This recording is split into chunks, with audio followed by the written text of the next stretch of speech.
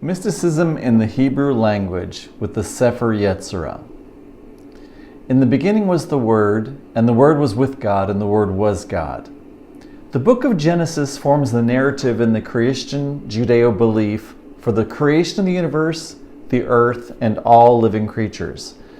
For many Jewish mystics, though, the idea that the first book of the Torah was simply to be read literally with no deeper investigation left out the core message that God had left in the sacred text. To Kabbalists, the suggestion that God had toiled to create a universe for no particular reason seems absurd, mundane, simplistic, and at the very worst, sacrilegious. Early mystics focused on understanding the meaning of creation, developing their own symbolic interpretation of it. Arguably, one of the most important tools used by Kabbalists to interpret hidden meanings in the sacred texts of the Torah is the Sefer Yetzirah. It is one of the oldest extant manuscripts existing today and has 4 basic versions used by scholars. Originally ascribed to Abraham, the patriarch of the Jewish, Christian, and Islamic faiths, later scholars have attributed this work to the 2nd century Jewish sage, Rabbi Akiva ben Yosef. The 19th century philosopher Adolf Frank said of the Sefer Yetzirah, even if it be not very voluminous, and if it does not altogether raise us to very elevated regions of thought, yet offers us at least a composition which is very homogeneous and of a rare originality.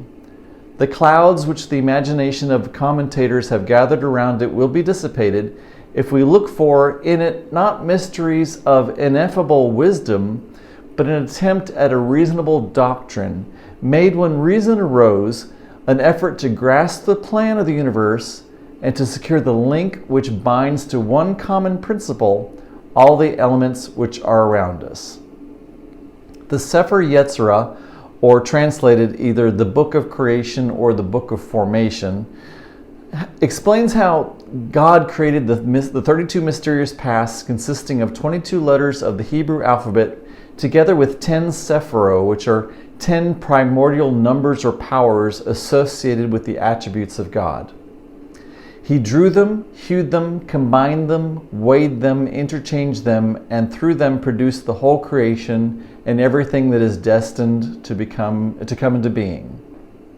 The Sefer Yetzirah is described by Rabbi Judah Halevi, a 12th century philosopher and poet. It teaches the unity and omnipotence of God by means of various examples which are multiform on one side and uniform on the other. The Gemara, component of the Talmud, which comprising of the rabbinical analysis of and commentary on the Mishnah, relates a story showing the reverence for the power of creation for the Sefer Yetzirah. The story was that Rav Hanina and Rav Oshaya would sit every Shabbat Eve and engage in the study of Sefer Yetzirah, and a third-born calf would be created for them, and they would eat it in honor of Shabbat. Now, a lot of times when we read texts like this, they don't put the emphasis that we would think that they should put on it. Basically, what this is saying is that a third-born calf would literally be formed in front of them through just the powers of God and the divine, through or by the study of the Sefer Yetzirah. That's astounding when you think about a living being created right in front of you. The Sefer Yetzirah divides the letters of the Hebrew alphabet, or the Aleph bet, into 3 sets called mothers, singles, and doubles. The mothers consist of the 3 letters known as Aleph, Mem, and Shin. These 3 mothers symbolize many things, including the primordial elements, seasons of the year, parts of the body, planets, and even temperature conditions. The letter Aleph is associated with the element of air. Shin is associated with fire, and Mem is associated with water. If you even listen to the way those sound when you pronunciate them, you can kind of see with Aleph, you can see kind of this airy sort of feeling. Shin sounds very sort of hard and like fire, and Mem is very flowy, kind of like water. From these 3 primordial elements, everything is created. 3 mothers, Aleph, Mem, Shin. The product of fire is the heavens. The product of air is air. and the product of water is earth. Fire is above, water is below, and the air tips the balance between them. From them the fathers are generated, and from them everything is created. Now, before we go further into the relevance and meaning of the letters, let's take a look at the relationships of masculine and feminine in Jewish mysticism. Rabbi Jill Hammer illustrates that in the later translations of the Sefer Yetzirah, where the three mothers, they take a secondary role to the father letters of Yud, He, and Vav. Rather than being comfortable with the feminine creative powers of the Kabbalah, in the 12th and 13th century works of Sefer HaBahir and the Zohar, the feminine are portrayed as wives, lovers, and daughters to the masculine aspects, and only secondarily as mothers. Scholar Peter Heyman goes on to say that the role of the fathers is inconsistent in the Sefer Yetzirah. In most places, the mothers are in conjunction with the elements, and yet in the later translations of the Sefer Yetzirah, the fathers are connected to the powers of air, water, and fire. So mentioning the relationship of mothers and fathers is important because the Sefer Yetzirah is a work of meditation, giving the reader instruction on how to focus and connect to the divine. The Sefer Yetzirah, as pointed out by Richard Heyman, is a book connected to magical literature, as illustrated by its method of sealing the space of the world to protect and keep out evil forces. Therefore, knowing whether we're calling upon a divine feminine versus the divine masculine energy is critical in the practice the Sefer Yetzirah puts forward. Also important to know is the cosmology of the early Israelites. The Hebrew Bible depicted a three-part world, with the heavens, Shemayim above, earth, Aries in the middle, and the underworld or Sheol below, with only the earth being habitable for people. This explanation of the worldview for early Israelites, where humans occupy a space in between, explains the relationship of the attributes of the mothers with each other. The three mothers manifest in three separate realms: the realm of space, olam or world, the realm of time, shana or year, and the realm of person, nefesh, which can mean body and soul. If we look at the aspects of Shin, this mother correlates to fire, which forms the heavens, creates heat in summer, and connects to the head, where you have logic and reason. Mem correlates to water, which forms the planet Earth, creates cold and winter, and connects to the belly, where you find your desires and physical needs. Finally, Aleph correlates to air, which forms the livable space between earth and heaven, creates temperate, spring and fall, and connects to the chest or the heart space. These three mothers therefore form the core structures of human experience. 3, if we keep in mind, is also the number of the Holy Trinity, so 3 is a really important number in spiritual speaking.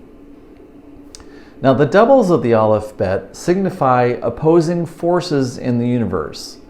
So if you can think about these contrary forces that are constantly sort of in competition with each other, which brings up many Buddhist ideals of that balance between the two. And for any mystical followers out there, if you've ever listened to Abraham Hicks, talks about there being two ends of the stick and which end of the stick you choose. Now, these 7 letters of the doubles in the Aleph Bet, they each have 2 different possible pronunciations. One is hard and one is soft, which really kind of depicts those 2 opposing forces. The list of the 7 doubles are Beit, Gimel, Dalet, Kaf, Pei, Resh, and Tav. I'm showing here a table that lists attributes of the 7 doubles.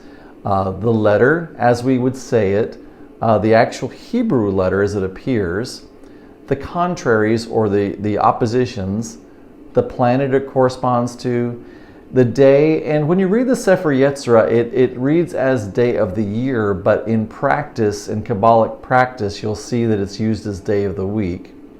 The body part, and also when I say the connection, what I mean is that you can see that each letter is constructed of former letters. In the case of doubles, it's either mothers at the beginning or then mothers and previous doubles. So for Beit, you have the opposition of life versus death, connects to the planet Saturn, first day of the week, the right eye, and constructed of Aleph and Shin. Gimel has peace versus war. The planet is Jupiter, second day of the week, the left eye, and Aleph Mem is the construction. Dalet, wisdom or folly. Mars is the planet, third day of the week, the right ear, and Shin and Mim are the construction. Kaf is wealth versus poverty. Sun is the planet, fourth day of the week, the left ear, and Bet and Gimel are the two letters it's constructed from. Pei is beauty or ugliness. You might even see some other words besides beauty being used, such as refinement. The planet is Venus, fifth day of the week, right nostril, and Bet and Dalet are the letters it's constructed from. Resh, the contraries are fertility and sterility. Mercury is the planet, sixth day of the week, the left nostril, and Dalet and Gimel are the constructions, the letters that are used to construct it. Tav is the last of the doubles, and it is master versus servant. The moon is the planet. It's the seventh day or the Sabbath. The mouth is the body part, and Aleph, Shin, and Mim are the letters used to construct it. So as we see from this table, each letter is associated with a life aspect, a planet, a day of the week, and a part of the body. And each double is also connected or constructed from a set including the mothers and some of the previous doubles. From these premises, the Sefer Yetzirah draws the important conclusion that good and evil have no real existence, for since everything in nature can exist only by means of its contrast, a thing may be called good or evil according to its influence over man by the natural course of the contrast. The book teaches that man is a free moral agent, and therefore a person is rewarded or punished for his or her actions. While the ideas of heaven and hell are left unmentioned in the book, it teaches that the virtuous man is rewarded by a favorable attitude of nature, while the wicked man finds it hostile to him. This comfortability with the existence of duality brings to mind the Buddhist idea of sunyata, which is emptiness in the sense of recognition of good and evil being two opposing principles, but not a reality, emptying the duality of them and achieving a oneness. So just as the number of mothers had significance in the three mothers, 7 doubles corresponds to the symbolism of the number 7 in Israelite culture. 7 in scriptures was seen as the number of completion or fullness. The 12 letters that are left in the alphabet are called the singles. These letters correspond to the chief activities of humans, the 12 signs of the Zodiac, the 12 tribes of Israel, the 12 months of the year in Hebrew calendar, and the 12 chief limbs of the body. The singles are also connected or constructed from mothers and the doubles. Now the list of the 12 singles are Hey, Vav, Zayin, Chet, Tet, Yod, Lamed, Nun, Samek, Ayin, Sade, and Kof. Now in the following table I'm showing here that gives you a list of the attributes of the singles, and we'll go across that. Hey is connected to the zodiac sign Aries and the Hebrew month Nisan. The tribe Yehuda, the limb is the right hand, activities would be sight, and the construction is with the Aleph and the Kaf. Vav, Taurus is the sign, Iyar is the month, Yissachar is the tribe, left hand the limb, hearing the activity, and Aleph Pei the construction. Zayin has Gemini as the zodiac sign, Sivan is the month, Zebulun as the tribe, right foot as the limb, and smell as the activity, with Aleph Resh as the construction. Chet, Cancer is the zodiac sign, Tammuz is the month, Reuven is the tribe, left foot the limb, speech is the activity, and Aleph Tav the construction. Tet is Leo with the sign. Menachem Av is the month. Shimon is the tribe. Right kidney is the limb. Taste is the activity. Shin Kaf is the connection. Yod has Virgo as the sign. Elul as the month. Gad is the tribe. Left kidney is the limb. Koishin or sexual activity is the activity. And Shin Pei is the connection or construction. Lamed is the next one with Libra as the zodiac sign. Tishrei as the month. Ephraim as the tribe. Liver as the limb. Action as activity. And Shin and Resh as connection. Nun is the next letter with Scorpio as the sign. Sheshvan as the month. Menashe as the tribe. Spleen as the limb. Motion as the activity. And Shin and Tav as the construction. Samech is the sign of Sagittarius. Kislev is the month. Benjamin is the tribe. Gallbladder is the limb. Activities are anger. And the connection or construction is Mem and Kaf. Ayin is the letter. Next zodiac sign is Capricorn. Tevet is the month. Dan is the tribe. Hemses is the limb. Laughter is the activity. And Mem and Pei are the connection or construction. Sade is the next letter with Aquarius as the zodiac sign. Shivat as the month. Asher as the tribe. Kiva as the limb. And Thought as the activity, with Mem and Resh as the construction. And last one, Kof has Pisces as the zodiac sign. Adar as the month. Naphtali as the limb, or tribe rather. Korkaban as the limb. Activities are sleep. And Mem and Tav is the construction. Now, in addition to the mothers, doubles, and singles, which are the Aleph Bet mentioned in the Sefer Yetzirah, are the Sefirot. 10 Sefirot of nothingness, 10 and not 9, 10 and not 11. These Sefirot are known as the 10 attributes or emanations of God. They're described as channels of divine creative life force or consciousness through which the unknowable divine essence is revealed to mankind. The Sefirot are related to the 22 letters of the Aleph Bet in what is known as the Tree of Life. As we see in the following illustration of the Tree of Life, between the 10 Sefirot run 22 paths, which are each associated with the 22 letters of the Aleph Bet. Together, the spiritual forces of the 10 Sefirot and the connecting paths of the 22 letters forms what is called the 32 paths of wisdom, which is one of the things we talked about at the beginning of this talk. So you'll see that illustration of the Tree of Life there, which is a very basic Kabbalah illustration. The Hebrew name of each of the 10 Sefirot, you see a word there for each of those little circles, which is a Sefirot. Each correspond directly to a spiritual or physical phenomenon in Kabbalistic thinking. Each name represents a unique essence of the object. This idea of the universe created through the speech or word of God, because we see a lot about with the letters, refers back to the first chapter of the book of Genesis, where God, for instance, says, "Let there be light," and there was light.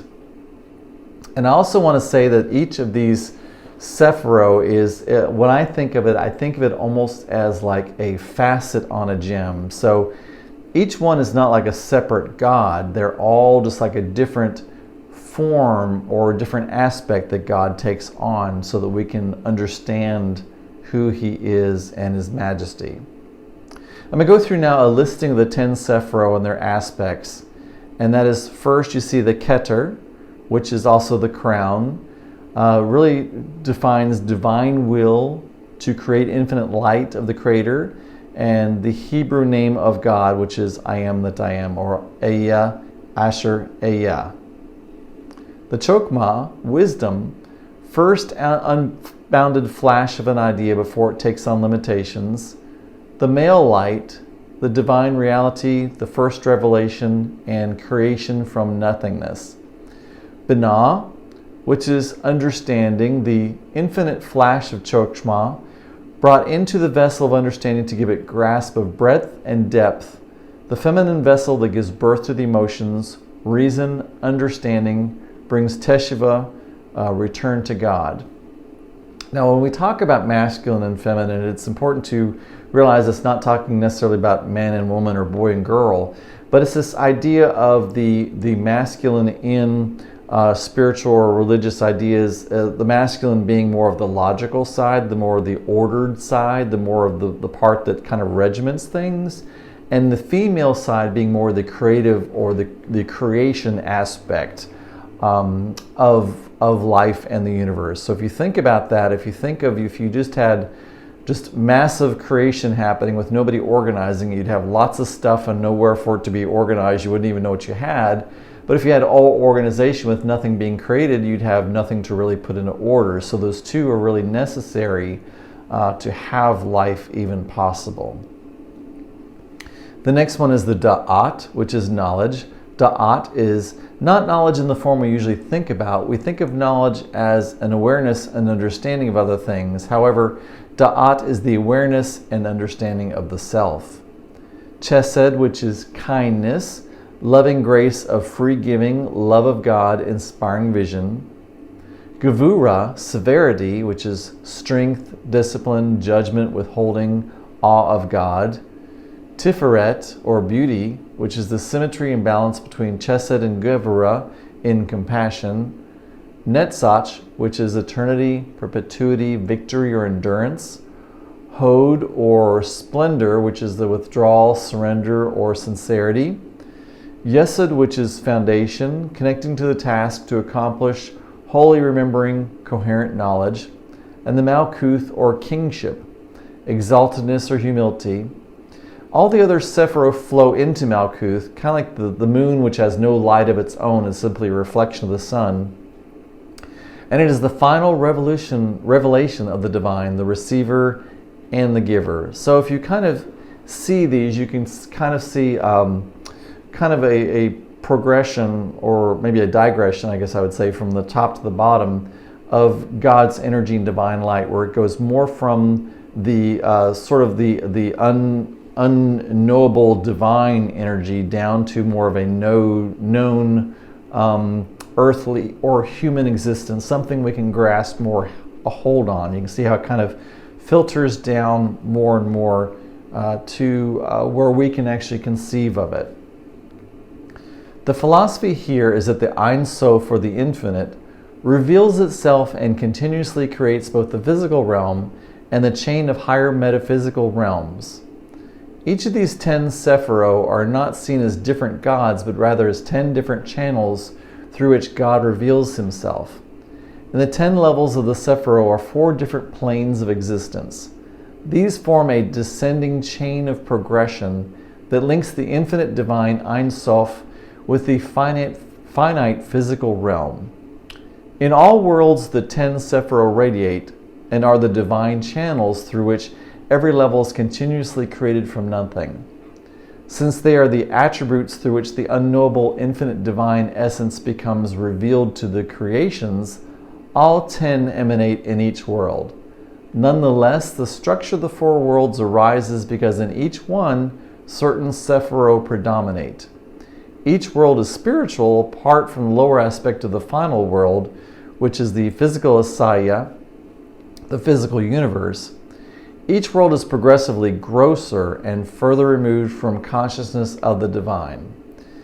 And so now we're going to go through taking a look at these 4 different worlds, and you'll see a progression also of those going from this very unknowable divine idea down to more of a worldview, I guess you'd say.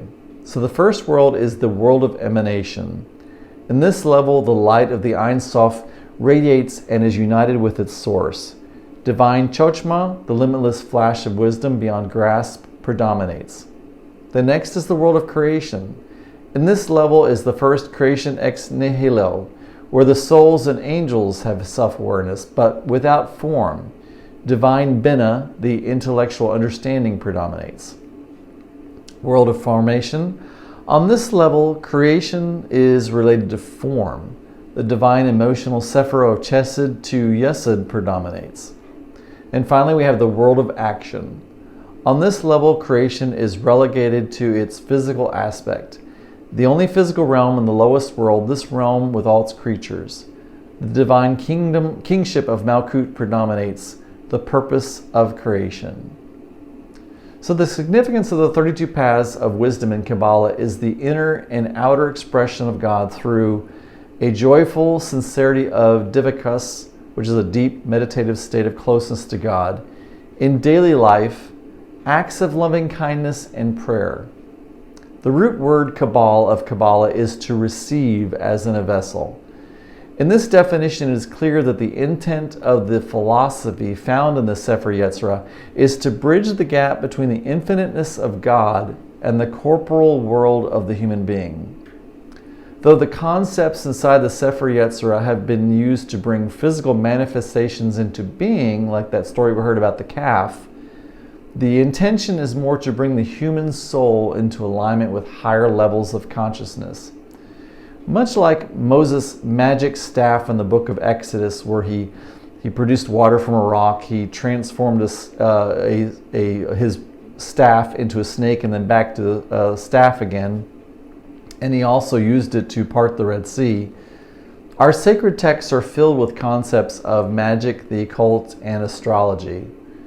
And is it so strange that God would give us a methodology to call into existence through word, action, and belief what benefits us here in this world? Then God said, "Let us make man in our image, after our likeness, to rule over the fish of the sea and the birds of the air, over the livestock, and over all the earth itself and every creature that crawls upon it." I hope you've enjoyed this, and I hope that you've been able to take something from this. In my spiritual journey, I've learned to listen and be open to different things and find what really syncs with what I already believe and know, and take that and be able to expand it further. And there's so many concepts in this when you think of Christianity and Judaism and Islam and Buddhism, and my belief in the angels, and also my interest in the quantum physics and in the world of math, where you can see all these coming together and you can understand their internodes and how they relate to each other. So I know that I am going to take a lot of the Kabbalah principles into my life and use them to empower myself. And I challenge you to do the same thing, to open yourself up and see if any of these ideas or principles might help you as well. Love, peace, and release.